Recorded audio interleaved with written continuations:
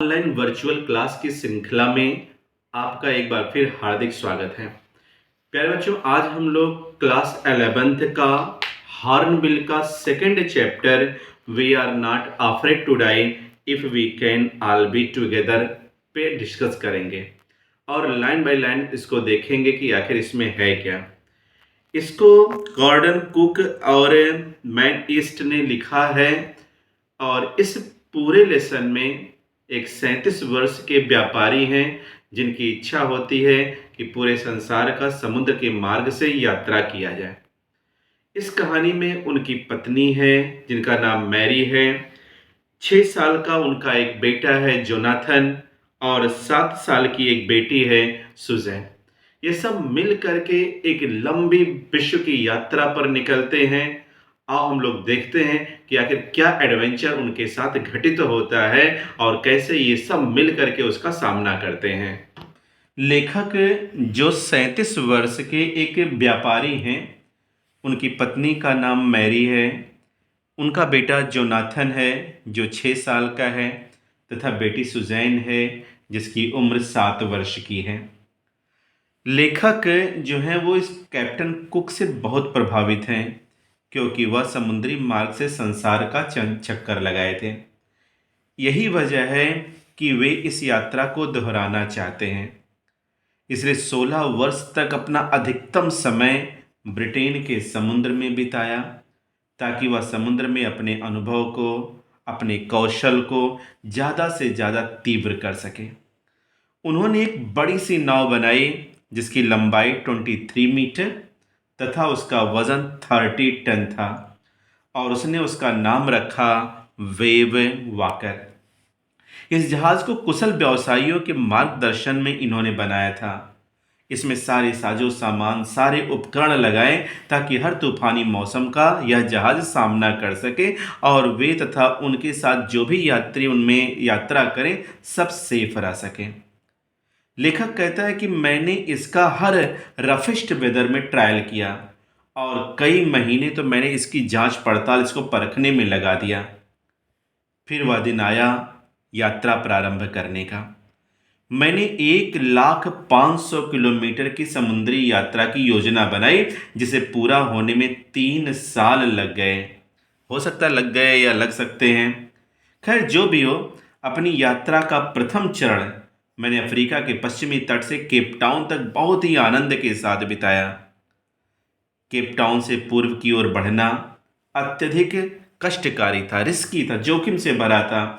इसीलिए दक्षिणी हिंद महासागर में जाने और उसका सामना करने में पहले मैंने 2 कुशल विशेषज्ञ नाविकों को लिया।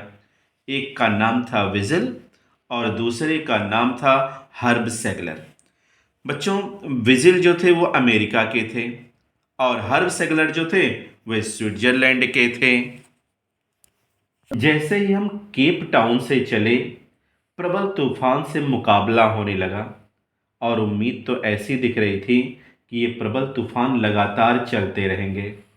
मैं तूफान से तनिक भी भयभीत ना था, पर लहरों की विकरालता को देख करके हमेशा मन डरा रहता था क्योंकि लहरें जो थीं वो छोटी मोटी नहीं थी। लहरों की जो साइज़ थी वो लगभग 15 मीटर ऊंची थी, वास्तव में जो सुनामी सादृश्य प्रतीत होती थी। 25 दिसंबर को हम केप टाउन से 3500 किलोमीटर की पूर्व में थे। बच्चों, मौसम बहुत खराब था पर हम छुट्टी और यात्रा दोनों का आनंद उठा रहे थे क्रिसमस के पेड़ के साथ, क्योंकि 25 दिसंबर को आप लोग जानते भी हो कि क्रिसमस का त्यौहार होता है।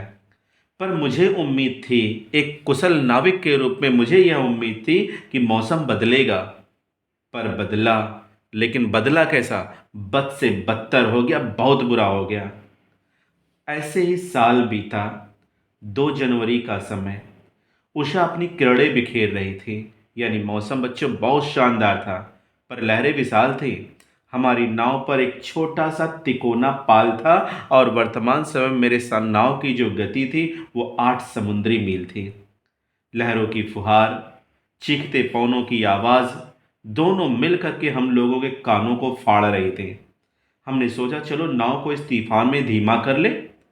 तो हमने किया क्या, अपने तिकोने पाल को नीचा कर लिया, नाव स्लो हो गई। सब कुछ कसकर बांध दिया तथा जल रोधक कपड़े, लाइफ जैकेट भी पहन लिया ताकि हम सब सुरक्षित रहें। पर बच्चों, सबसे डरावना पल 6 बजे आया। अनिश्चितता का संकेत चारों तरफ व्याप्त था।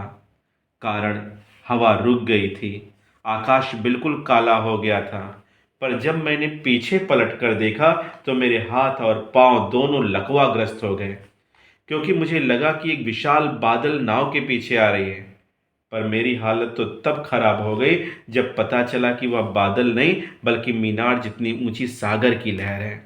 इतना विशाल, इतनी ऊंची लहर मैंने अपने जीवन में कभी नहीं देखी थी।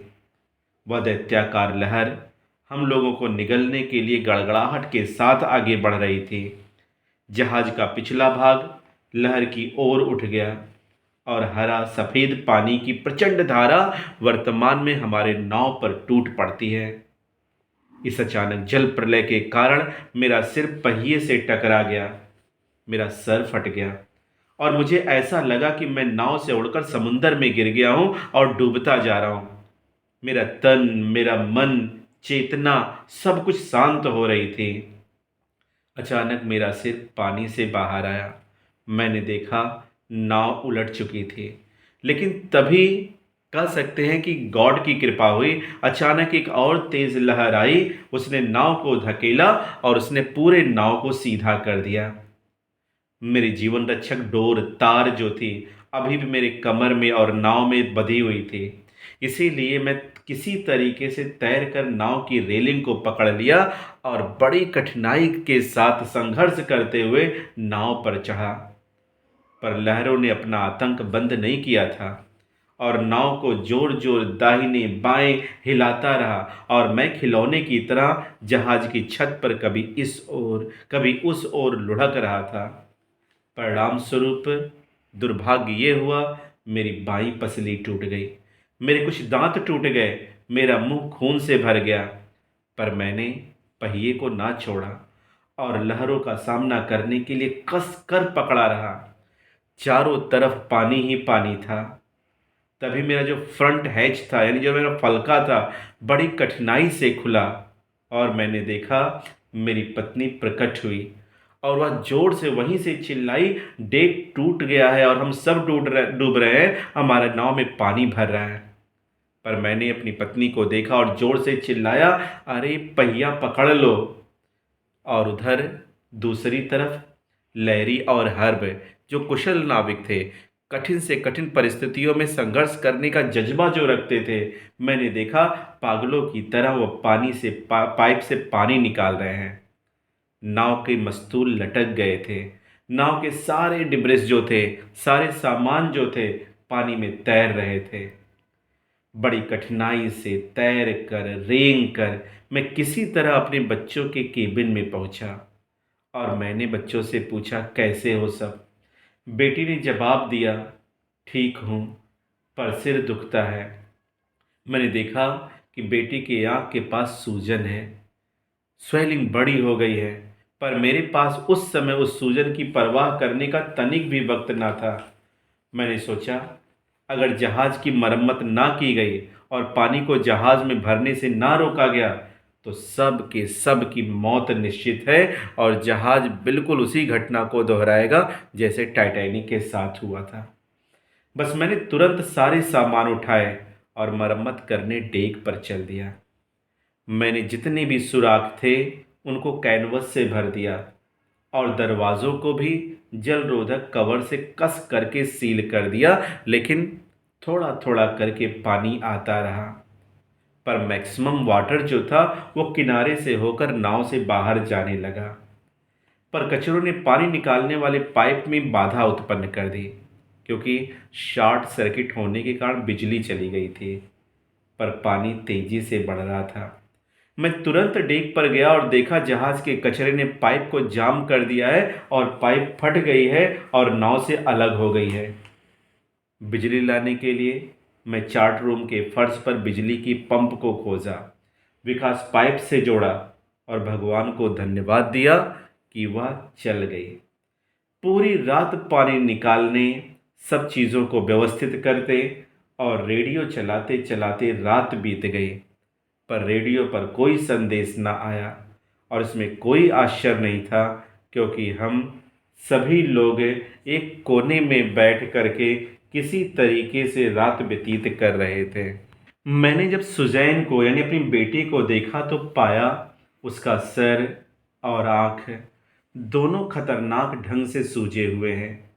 मैंने पूछा, बेटी, तुमने अपने घाव पर पहले क्यों नहीं ध्यान दिया? तो उसने कहा, पिताजी, आप सभी को बचाने की कोशिश कर रहे हैं, ऐसे में मैं आपको अपनी चोट के विषय में बताकर आपका ध्यान भंग नहीं करना चाहती थी, आपको चिंतित नहीं करना चाहती थी।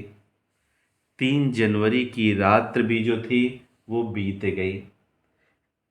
किसी तरीके से 3 जनवरी की सुबह आई। 2 जनवरी की रात भी 3 जनवरी की सुबह आई। पानी का स्तर जहाज में बड़ी कठिनाई के बाद नियंत्रित हो गया। कुछ लोग पानी निकालते तो कुछ आराम करते थे।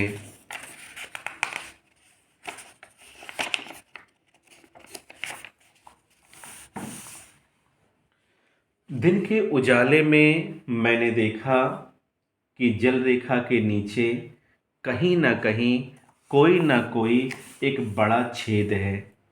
मैंने छेद को भरा, बिखरे सामानों को इकट्ठा किया। लहरों को टकराए 15 घंटे से ज़्यादा का समय बीत चुका हुआ था। हमारे पास फूड फ्यूल इतना ना था कि हम ऑस्ट्रेलिया पहुंच सके। हमारा जहाज भी उलटने के कारण कमज़ोर हो चुका था। तब मैंने चार्ट का अध्ययन करना शुरू कर दिया और हमने पाया कि हम जहाँ पर स्थित हैं, वर्तमान समय में हमारा जहाज जहाँ पर है, वहाँ से कुछ 100 किलोमीटर की द्वीप पर 2 छोटे छोटे द्वीप हैं। उनमें से एक छोटे से द्वीप का नाम है एम्स्टर्डम। वास्तव में एम्स्टर्डम फ्रांस का एक वैज्ञानिक केंद्र था। विशाल समुंदर में ये दोनों द्वीप सुई समान थे। और अगर हम लोग अपनी कंडीशन को देखें, अगर हम लोग जल्द ही किसी द्वीप पर ना पहुंचे तो हमारी मौत निश्चित थी। पर हवा जब तक शांत ना होगी तब तक हम पाल भी खोल नहीं सकते। और लहरों ने तो हमारे इंजन को बिल्कुल नष्ट कर दिया था, और अब अगर कोई सहारा था तो सिर्फ पाल का सहारा था। 4 जनवरी, 36 घंटे तक पंप से पानी निकालने के बाद थोड़ा सा पानी रह गया, पर हम पाल नहीं लगाए, क्योंकि पाल लगाने पर दबाव इतना ज़्यादा पड़ जाता कि सब कुछ नष्ट हो जाता। इसीलिए हमने तूफानी तिकोना पाल फहराया और उन दोनों द्वीपों की ओर चल दिए। मेरी पत्नी मैरी नमकीन, कुछ मीट लेकर के आई। हम लोग खाए। वास्तव में 2 दिन बाद हमें पहला भोजन मिला था, पर आराम कुछ नहीं मिला, क्योंकि 4 बजे फिर घने काले बादल छाने लगे और हवा 40 समुद्री मील गति से चलने लगी। समुद्री लहरें ऊंची ऊंची उठने लगी। हम लोग अतिशय डरे थे और पूरी रात हमने देखा कि मौसम बन रहा था, मौसम बिगड़ रहा था। लेकिन 5 जनवरी को स्थिति और निराशाजनक हो गई। मैं बच्चों को दिलासा देने के लिए अंदर गया तो जोनाथन ने, मेरा बेटा जो 6 साल का था, उसने मुझसे पूछा, डैडी, क्या हम मरने वाले हैं? तो मैंने उसे समझाया, बेटे, हम नहीं मरेंगे, हम बचने में सफल हो जाएंगे। तो जोनाथन मुझसे कहता है, हम मरने से नहीं डरते अगर हम सब साथ साथ हैं। और यही इस कहानी का, इस लेसन का टाइटल भी है। मैं निशब्द था, पर बच्चों के पास से दृढ़ संकल्प लेकर के मैं फिर नाव के छत पर आया। जहाज के दाएं हिस्से को देखा, वो ज़्यादा कमज़ोर हो गया था, ज़्यादा क्षतिग्रस्त हो गया था। उसे मैंने दाहिनी ओर बांध दिया। मेरे पास 22 लीटर वाला एक प्लास्टिक का ड्रम था, उसी को मैंने लंगर बनाया। ऐसे ही शाम हो गई। मैं अपनी पत्नी मैरी के साथ बैठा था। टूटे तख्ते से पानी अंदर आ रहा था। हम दोनों को महसूस हो रहा था कि हमारा अंत बिल्कुल निकट है। परंतु मेरा जहाज वेव आकर लहरों से, तूफानों से निकलने में पूरी तरह सफल रहा। जब मैंने मैप चार्ट देखा तो पाया हम सागर में कहीं पर हैं तथा 65 किलोमीटर द्वीप की खोज कर रहे हैं। मैं यही बैठा सोच रहा था कि कैसे इस समस्या का हल किया जाए और कैसे सबके प्राण बचाए जाए। इसी बीच शिव अपने सारे दर्द को सहन करते हुए मेरे पास अपने पांव पर चल कर आई। मैंने उसे देखा तो पाया कि उसका सिर बाईं तरफ ज़्यादा सूजा हुआ है और स्वेलिंग के कारण उसकी आंख पूरी तरह से छोटी हो गई है। केवल रेखा छिद्र जैसा दिख रहा था, एक लाइन जैसी दिख रही थी। वह मुझे बहुत प्यार से एक कार्ड दी। उसने बताया कि यह कार्ड मैंने आप लोगों के लिए बनाया है। मैंने कार्ड को खोला, देखा तो पाया कि उसने कार्ड पर मेरा और मेरी पत्नी मैरी का एक कार्टून बनाया था, व्यंग्य चित्र बनाया था और नीचे लिखा था कि ये संसार के सबसे विचित्र लोग हैं। और कहती है कि मैं इस सेंटेंस को लिख करके बहुत हंसी हूँ। क्या आपको हंसी आ रही है? इन विचित्र लोगों से यानी अपने मम्मी पापा से मैं बहुत ज़्यादा प्यार करती हूँ और यह कार्ड धन्यवाद स्वरूप है और उम्मीद करती हूँ कि सब कुछ जल्दी ही ठीक हो जाएगा और हमें हर हाल में सफल होना ही है ताकि हम सब लोग जीवित रह सकें। बच्ची के इस कार्ड ने मेरे मन में और जोश जज्बा भर दिया।